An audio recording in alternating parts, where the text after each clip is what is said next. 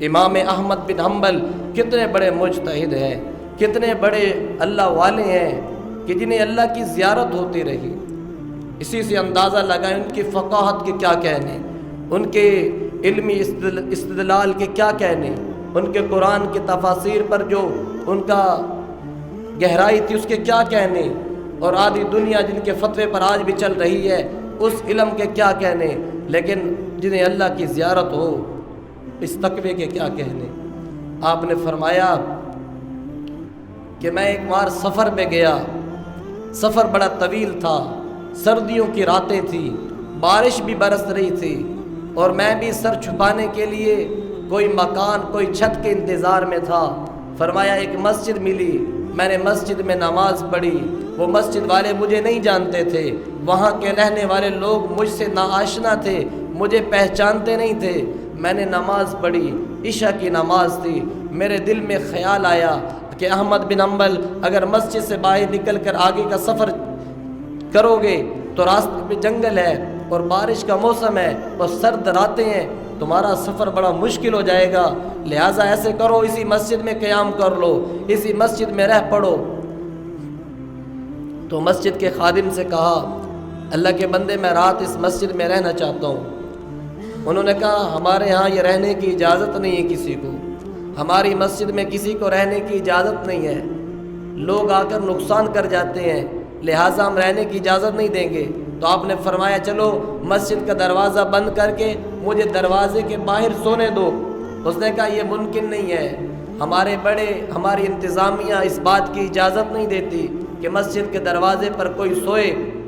امام احمد بن حنبل کی تکرار کو مسجد کے گیٹ پر مسجد کے سامنے ایک تندور والا یہ معاملہ دیکھ رہا تھا، وہ آگے بڑھا، کہنے لگا بزرگوں سفید ریش ہو، نیک آدمی لگتے ہو، اگر میری دعوت قبول کر لیں تو میری یہ دعوت ہے تو یہ آپ کی مہربانی ہوگی کہ آپ میرے گھر میں آج قیام کر لیں۔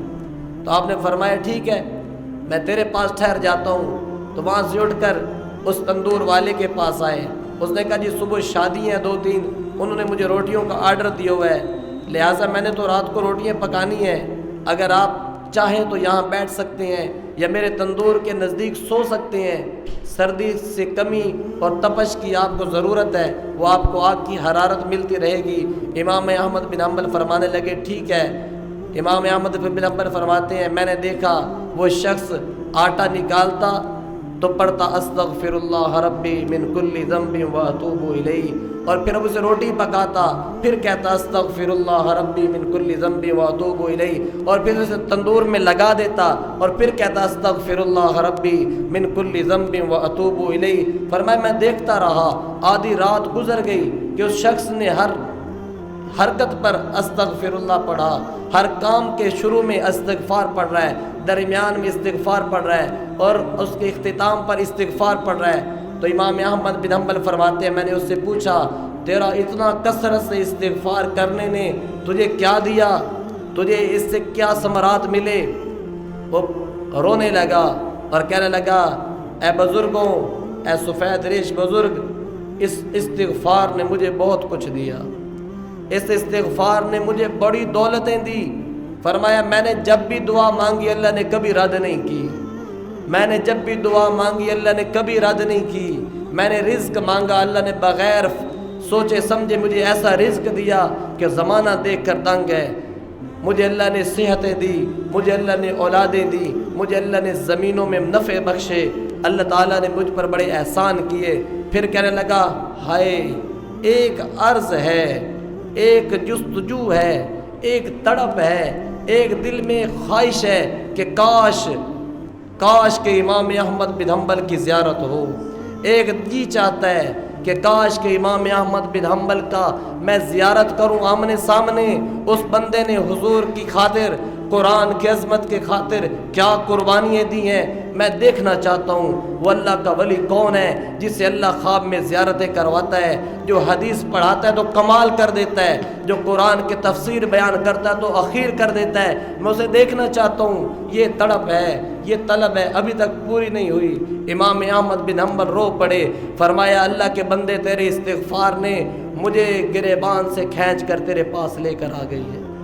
میں ہی احمد بن حنبل ہوں، میں ہی امام احمد بن حنبل ہوں۔ تو میرے عزیزوں، آج ہر بندے کی یہی شکایت ہے کہ دعا قبول نہیں ہوتی، ہر بندے کی یہی شکایت ہے تنگ دستی کی، ہر بندہ بیماریوں میں گرفتار ہے، ہر بندہ پریشانیوں میں گرفتار ہے، لیکن قرآن کا یہ فیصلہ ہے وَتُوبُوا إِلَى اللَّهِ جَمِيعًا أَيُّهَا الْمُؤْمِنُونَ لَعَلَّكُمْ تُفْلِحُونَ۔ کیسا للکار کر اللہ نے کہا ہے، اگر انسانوں، اے ایمان والوں، سارے مل کر بارگاہ خدا میں توبہ کرو، بارگاہ خدا میں استغفار کرو، لعلکم تفلحون، تاکہ تم فلاح پا جاؤ، تاکہ تم کامیاب ہو جاؤ، تاکہ تم عزت کی زندگی جی سکو۔ فَقُلْتُ اسْتَغْفِرُوا رَبَّكُمْ إِنَّهُ كَانَ غَفَّارًا۔ اے انسانوں، اے دنیا میں رہنے والے بسنے والے انسانوں، تم اللہ سے توبہ کرو، تم اللہ سے استغفار کرو، اللہ خوب بخشنے والا ہے، اللہ بڑا معاف کرنے والا ہے۔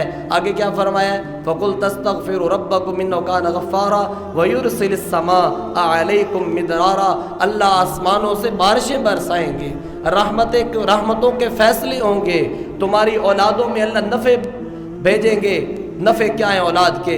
ایک ہے اولاد کا نہ ملنا، مل جانا بہت بڑا نفع ہے، اور پھر مل جانے کے بعد اس اولاد کا صحت یاب ہو جانا، یہ اللہ کا بہت بڑا فضل ہے اور نفع ہے۔ پھر اس اولاد کا نیک ہو جانا، اطاعت اور فرما بردار ہو جانا، یہ اللہ کی سب سے بڑی دولت ہے۔ اللہ فرما رہے اگر تم توبہ کرتے رہے، استغفار کرتے رہے، تمہاری اولادیں بھی ہوں گی اور تمہاری فرما بردار بھی ہوں گی اور وہ صحت والی بھی ہوں گی، اور تمہارے لیے بھی اور امت کے لیے بھی انتہائی مفید ثابت ہوں گی۔ اللہ رب العزت ہمیں توبہ کے ساتھ زندگی گزارنے والا بنائے اور توبہ کی کثرت کے ساتھ زندگی گزارنے والا بنائے۔